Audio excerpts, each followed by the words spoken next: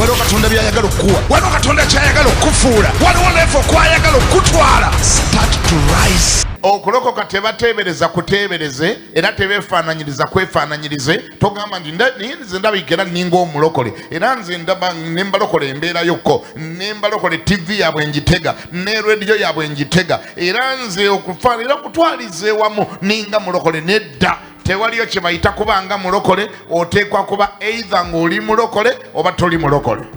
Getting saved is not an assumption. You just assume and say, I even hear their gospel, I even switch on their TV. Generally, I think I'm born again. No, you cannot be in that kind of status. Either you're fully born again or you are not. Akati okubanga omulokole tekikufuula mulokole. Now, to be like a born again doesn't make you one. Wateeka okubaawo olunaku lw'ojjukira lwe walokoka. There must be a distinct day that you remember you got saved.